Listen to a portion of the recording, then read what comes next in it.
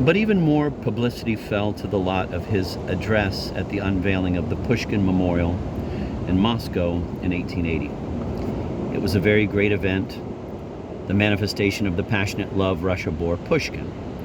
The foremost writers of the time took part in it. But of all these speeches, the most popular success fell to Dostoyevsky. The gist of his speech was Pushkin as the embodiment of the national spirit of Russia, which subtly understands the ideals of other nations but assimilates and digests them in accordance with its own spiritual setup. In this capacity, Dostoyevsky saw the proof of the all-embracing mission of the Russian people, etc. When read, this speech does not explain the great success it enjoyed.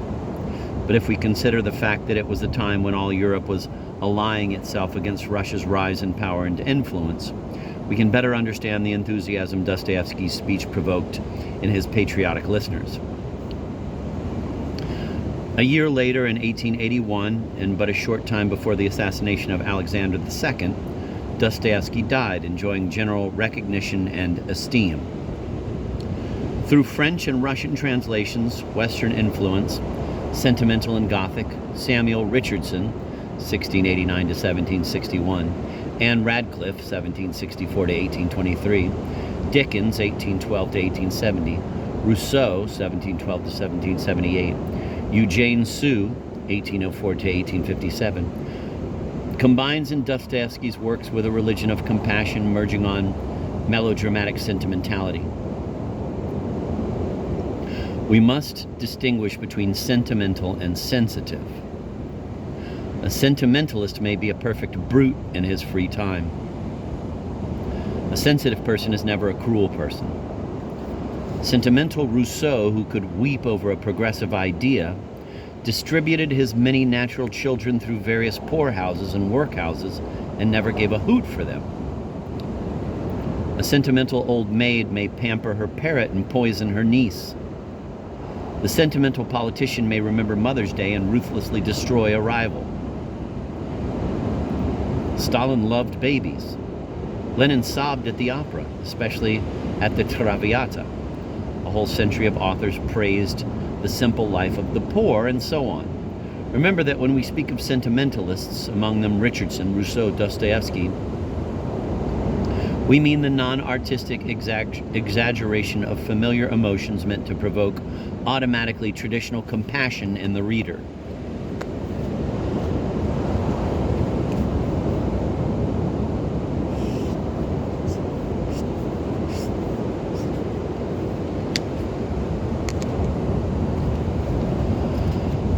Dostoevsky never really got over the influence which the European mystery novel and the sentimental novel made upon him.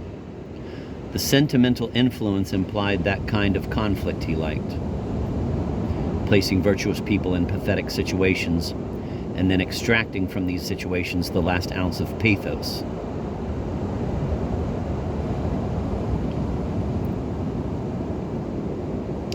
When after his return from Siberia his essential ideas began to ripen, the idea of salvation to be found through transgression,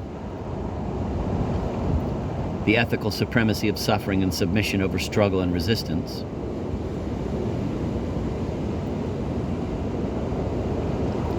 the defense of free will not as a metaphysical but as a moral proposition, and the ultimate formula of egoism, Antichrist Europe on one side and Brotherhood Christ Russia on the other, when these ideas, which are all thoroughly examined in countless textbooks, suffused his novels, much of the Western influence still remained, and one is tempted to say that in a way Dostoevsky, who so hated the West, was the most European of the Russian writers.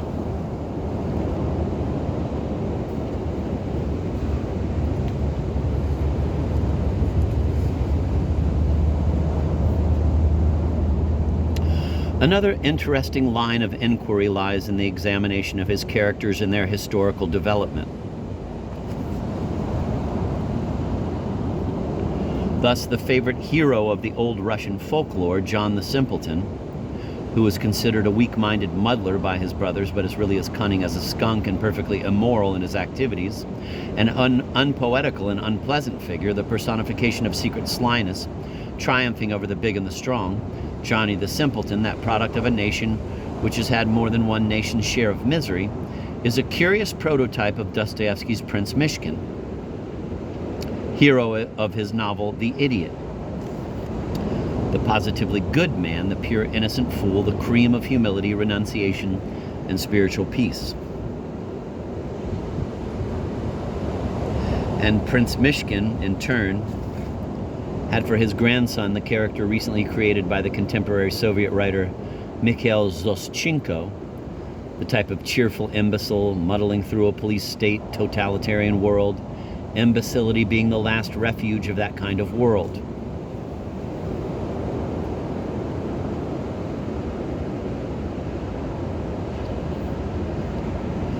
Dostoevsky's lack of taste, his monotonous dealings with persons suffering with pre-Freudian complexes,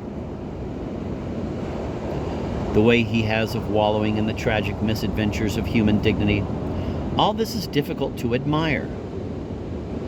I do not like this trick his characters have of sinning their way to Jesus.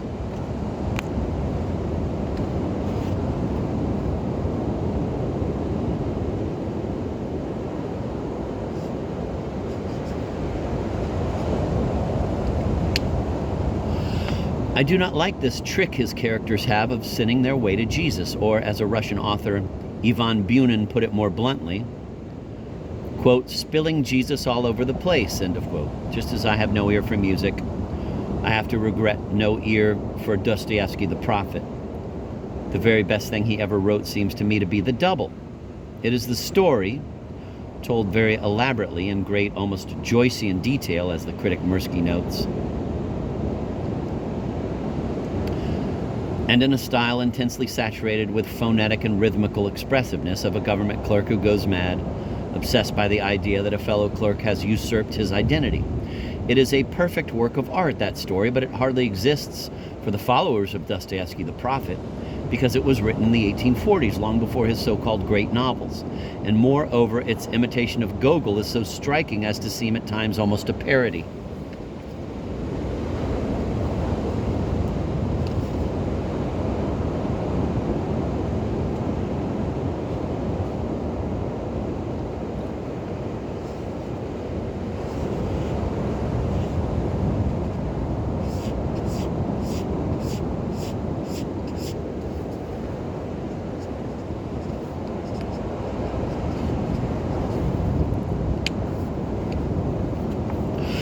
In the light of the historical development of artistic vision, Dostoyevsky is a very fascinating phenomenon.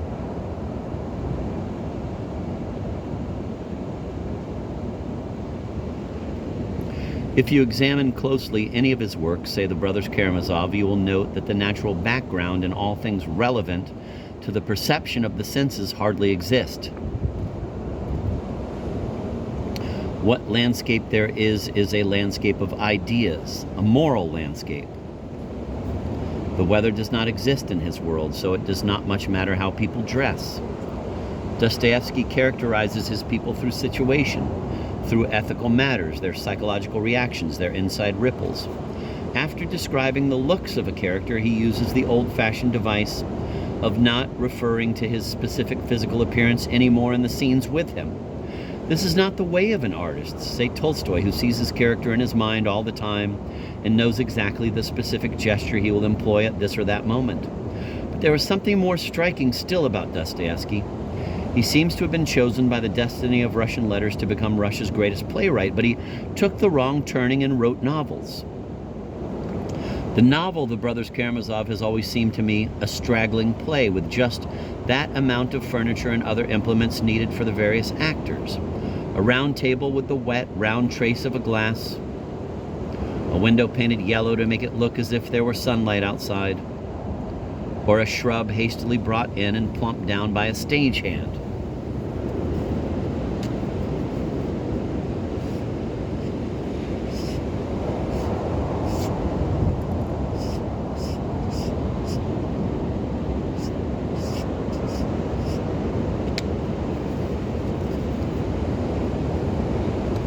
Let me refer to one more method of dealing with literature, and this is the simplest and perhaps most important one. If you hate a book, you still may derive artistic delight from imagining other and better ways of looking at things, or what is the same, expressing things, than the author you hate does. The mediocre, the false, the Poschlust, remember that word. English words expressing several, although by no means all, aspects of Poschlust are, for instance, cheap, sham, smutty, pink and blue, highfalutin, in bad taste. See Nabokov's lecture on Philistines and Philistinism. Remember that word can at least afford a mischievous but very healthy pleasure as you stamp and groan through a second-rate book which has been awarded a prize.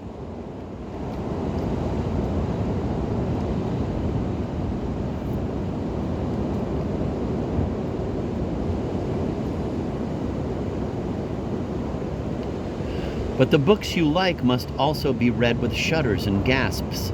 Let me submit the following practical suggestion. Literature, real literature, must not be gulped down like some potion which may be good for the heart or good for the brain. The brain, that stomach of the soul. Literature must be taken and broken to bits, pulled apart, squashed. Then its lovely reek will be smelt in the hollow of the palm. It will be munched and rolled upon the tongue with relish. Then and only then its rare flavor will be appreciated at its true worth, and the broken and crushed parts will again come together in your mind and disclose the beauty of a unity to which you have contributed something of your own blood. When an artist starts out on a work of art, he has set himself some definite artistic problem that he is out to solve.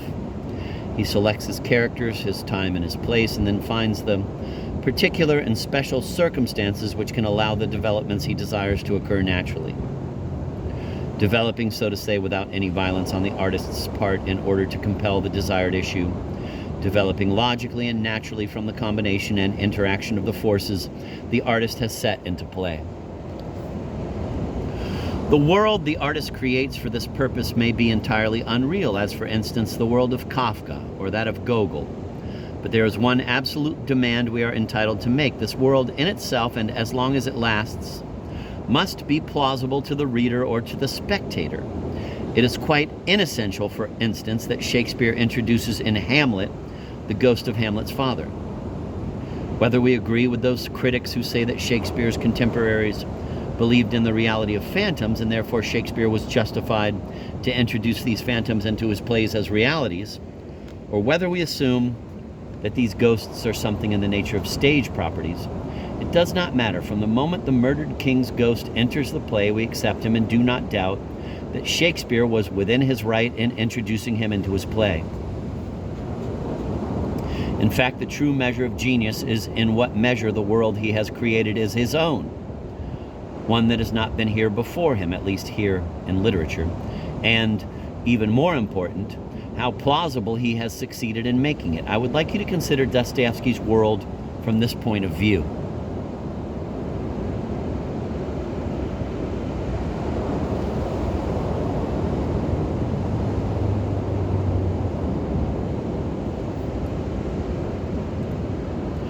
Secondly, when dealing with a work of art, we must always bear in mind that art is a divine game. These two elements, the elements of the divine and that of the game, are equally important.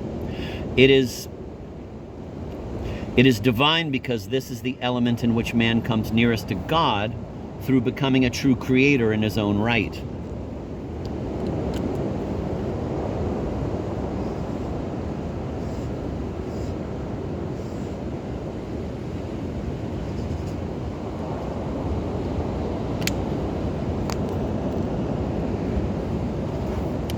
And it is a game because it remains art only as long as we are allowed to remember that, after all, it is all make-believe, that the people on the stage, for instance, are not actually murdered. In other words, only as long as our feelings of horror or of disgust do not obscure our realization that we are, as readers or as spectators, participating in an elaborate and enchanting game. The moment this balance is upset, we get, on the stage, ridiculous melodrama, and in a book, just a lurid description of, say, a case of murder which should belong in a newspaper instead, and we cease to derive that feeling of pleasure and satisfaction and spiritual vibration, that combined feeling which is our reaction to true art. For example, we are not disgusted or horrified by the bloody ending of the three greatest plays ever written. The hanging of Cordelia, the death of Hamlet, the suicide of Othello give us a shudder, but a shudder with a strong element of delight in it. This delight does not derive from the fact that we are glad to see those people perish, but merely our enjoyment of Shakespeare's overwhelming genius. I would like you further to ponder Crime and Punishment and Memoirs from a Mousehole, also known as Notes from Underground, 1864. From this point of view, is the artistic pleasure you derive from accompanying Dostoyevsky on his excursions into the sick souls of his characters, is it consistently greater than any other emotions, thrills of disgust, morbid interest in a crime thriller? There is even less balance between the aesthetic achievement and the element of criminal reportage in Dostoyevsky's other novels. Thirdly, when an artist sets out to explore the motions and reactions of a human soul under the unendurable stresses of life, our interest is more readily aroused and we can more readily follow the artist as our guide through the dark corridors of that human soul, if that soul's reactions are of a more or less all-human variety. By this, I certainly do not wish to say that we are, or should be, interested solely in the spiritual life of the so-called average man. Certainly not. What I wish to convey is that though man and his reactions are infinitely varied, we can hardly accept as human reactions those of a raving lunatic or a character just come out of a madhouse and just about to return there. The reactions of such poor, deformed, warped souls are often no longer human, in the accepted sense of the word, or they are so freakish that the problem the author sets himself remains unsolved regardless of how it is supposed to be solved by the reactions of such unusual individuals.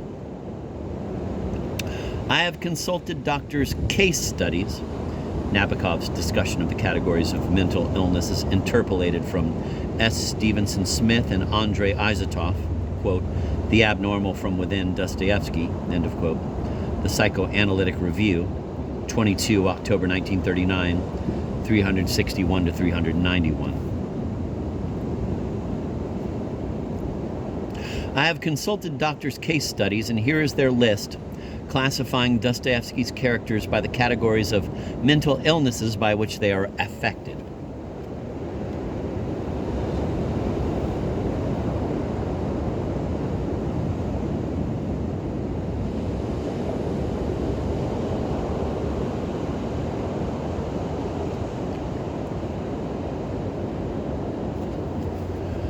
Number 1, epilepsy. The 4 well-marked cases of epilepsy among Dostoyevsky's characters are Prince Mishkin in The Idiot, Smerdyakov in The Brothers Karamazov, Kirilov in The Possessed, and Nelly in The Humiliated and Insulted.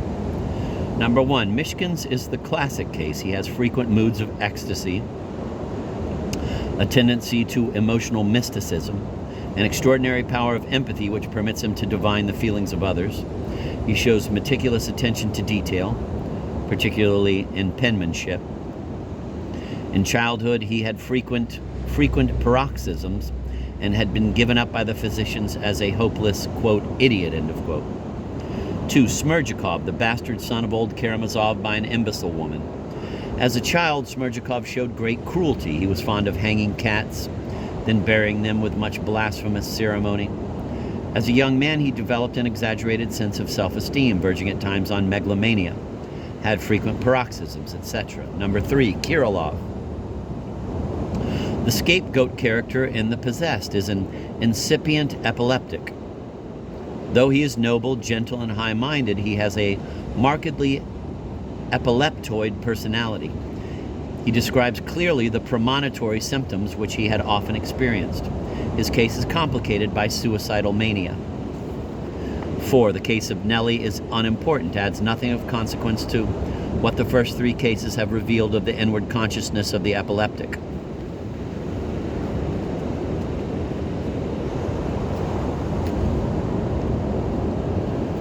Two, senile dementia. The case of General Ivolgin in The Idiot is one of incipient senile dementia, complicated with alcoholism. He is irresponsible, borrows money on worthless IOUs to procure drinks. When accused of lying, he is nonplussed for a moment, but soon regains his assurance and continues in the same vein. It is the peculiar character of this pathological lying which best reveals the state of mind which goes with this senile decay, accelerated by alcoholism. 3. Hysteria.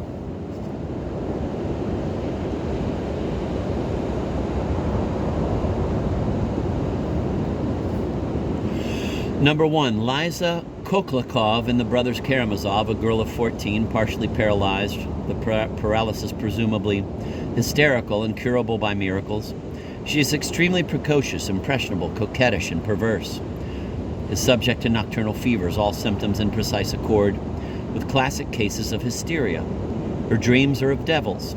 In her daydreams, she is preoccupied with ideas of evil and destruction. She loves to dwell in her thoughts on the recent patricide with which Dmitry Karamazov is charged, and thinks that everyone, quote, loves him for his having killed his father, end of quote, etc. 2. Liza Tushin in The Possessed is a borderline case of hysteria. She is exceedingly nervous and restless, arrogant, yet capable of unusual efforts to be kind. She is given to fits of hysterical laughter, ending in weeping, and to strange whims, etc. In addition to these definitely clinical cases of hysteria, Dostoyevsky's characters include many instances of hysterical tendencies. Nastasia in The Idiot, Katerina in Crime and Punishment, who is afflicted with nerves. Most of the women characters, in fact, show more or less marked hysterical tendencies.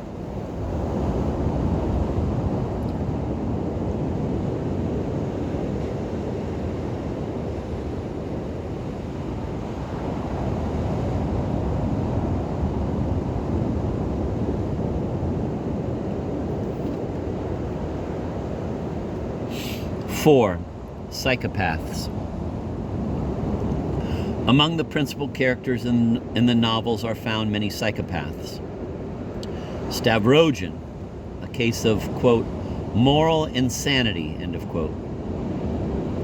Rogozhin, a victim of erotomania. Raskolnikov, a case of, quote, lucid madness, end of quote. Ivan Karamazov, another half-lunatic. All these show certain symptoms of dissociation of personality. And there are many other examples, including some characters completely mad. Incidentally, scientists completely refute the notion advanced by some critics that Dostoevsky anticipated Freud and Jung. It can be proved convincingly that Dostoevsky used extensively in building his abnormal characters a book by a German, C.G. Keres, Psyche, published in 1846.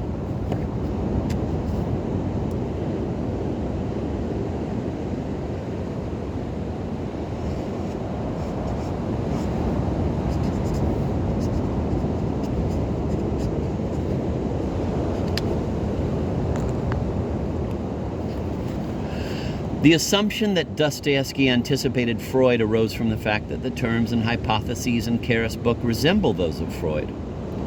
But actually the parallels between Keres and Freud are not those of central doctrine at all, but merely of linguistic terminology, which in the two authors has a different ideological content. It is questionable whether one can really discuss the aspects of realism or of human experience when considering an author whose gallery of characters consists almost exclusively of neurotics and lunatics. Besides all this, Dostoevsky's characters have yet another remarkable feature. Throughout the book, they do not develop as personalities. We get them all complete at the beginning of the tale, and so they remain without any considerable changes, although their surroundings may alter and the most extraordinary things may happen to them.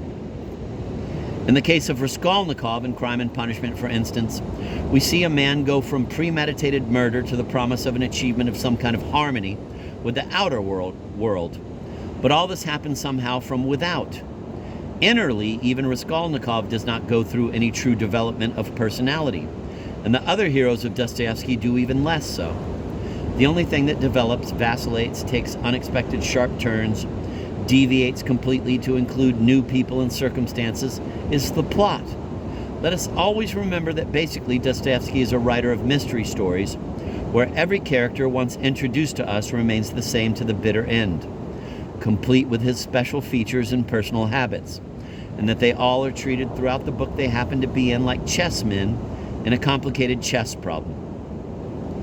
Being an intricate plotter, Dostoyevsky succeeds in holding the reader's attention. He builds up his climaxes and keeps up his suspenses with consummate mastery. But if you reread a book of his you have already read once so that you are familiar with the surprises and complications of the plot, you will at once realize that the suspense you experienced during the first reading is simply not there anymore.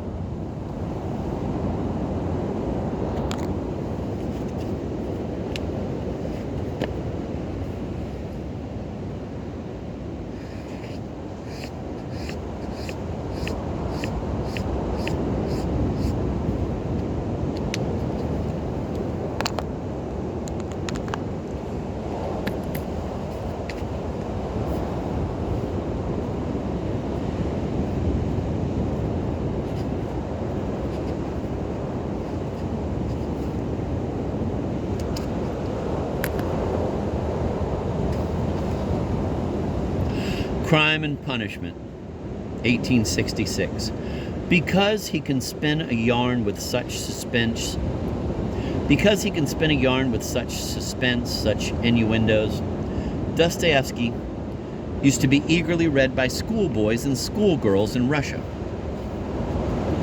Together with Fenimore Cooper, Victor Hugo, Dickens, and Turgenev, I must have been 12 when 45 years ago I read Crime and Punishment for the first time and thought it a wonderfully powerful and exciting book. I read it again at 19 during the awful years of civil war in Russia and thought it long-winded, terribly sentimental, and badly written. I read it at 28 when discussing Dostoevsky in one of my own books. I read the thing again when preparing to speak about him in American universities. And only quite recently did I realize what is so wrong about the book. The flaw, the crack in it, which in my opinion causes the whole edifice to crumble ethically and aesthetically, may be found in Part 10, Chapter 4. It is in the beginning of the redemption scene when Raskolnikov, the killer, discovers through the girl Sonia the New Testament. She's been reading to him about Jesus and the raising of Lazarus. So far, so good. But then comes this singular sentence that, for sheer stupidity, has hardly the equal in world-famous literature. Quote, "The candle was flickering out, dimly lighting up in the poverty-stricken room the murderer and the harlot who had been reading together the eternal book," end of quote. Quote, "The murderer and the harlot," end of quote, and quote, "the eternal book," end of quote. What a triangle. This is a crucial phrase of a typical Dostoevskian rhetorical twist. Now, what is so dreadfully wrong about it? Why is it so crude and so inartistic?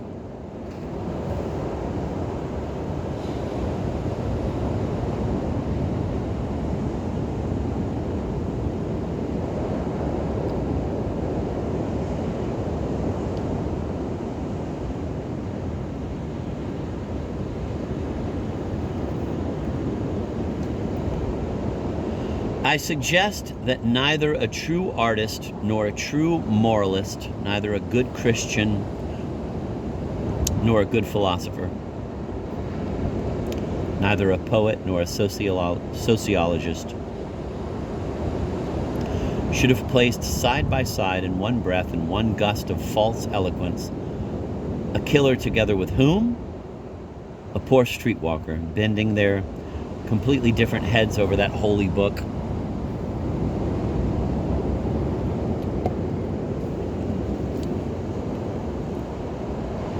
The Christian God, as understood by those who believe in the Christian God, has pardoned the harlot 19 centuries ago.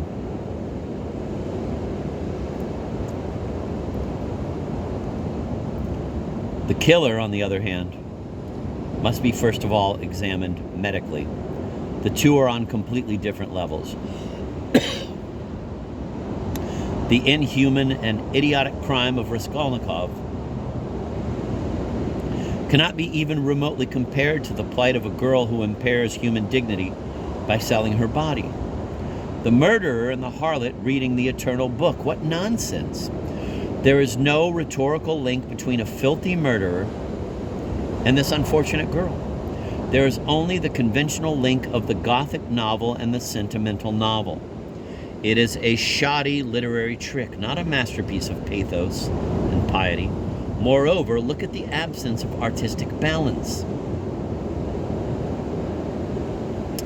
We have been shown Raskolnikov's crime in all sordid detail, and we also have been given half a dozen different explanations for his exploit. We have never been shown Sonia and the exercise of her trade. The situation is a glorified cliché. The harlot's sin is taken for granted. Now I submit that the true artist is the person who never takes anything for granted. Why did Raskolnikov kill? The motivation is extremely muddled. Raskolnikov was, if we believe what Dostoyevsky rather optimistically wants us to believe, a good young man, loyal to his family on the one hand and to high ideals on the other, capable of self-sacrifice, kind, generous, and industrious, though very conceited and proud, even to the point of entirely retiring into his inner life without feeling the need of any human heart-to-heart relations. This very good, generous, and proud young man is dismally poor. Why did Raskolnikov murder the old money-lending woman and her sister? Apparently to save his family from misery, to spare his sister, who, in order to help him get through college, was about to marry a rich but brutal man. But he also committed this murder in order to prove to himself that he was not an ordinary man abiding by the moral laws created by others, but capable of making his own law and of bearing the tremendous spiritual load of responsibility, of living down the pangs of conscience, and of using this evil means, murder, toward attaining a good purpose, assistance to his own family, his education, which will enable him to become a benefactor of the humankind without any prejudice to his inner balance and virtuous life. And he also committed this murder because one of Dostoyevsky's pet ideas was that the propagation of materialistic ideas is bound to destroy moral standards in the young and is liable to make a murderer even out of a fundamentally good young man who would be easily pushed toward a crime by an unfortunate concurrence of circumstances. Note the curiously fascist ideas developed by Raskolnikov in an, quote, article, end of quote, he wrote, namely that mankind consists of two parts, the herd and the superman, and that the majority should be bound by the established moral laws, but that the few who are far above the majority ought to be at liberty to make their own law. Thus Raskolnikov first declared that Newton and other great discoverers should not have hesitated to sacrifice scores or hundreds of individual lives had those lives stood in their way toward giving mankind the benefit of their discoveries. Later, he somehow forgets these benefactors of humanity to concentrate on an entirely different ideal. All his ambition suddenly centers in Napoleon, in whom he sees characteristically the strong man who rules the masses through his daring to, quote, pick up, end of quote, power which lies there awaiting the one who, quote, dares, end of quote. This is a fast transition from an aspiring benefactor of the world toward an aspiring tyrant for the sake of his own power. A transformation which is worth a more detailed psychological analysis than Dostoyevsky, in his hurry, can afford to make.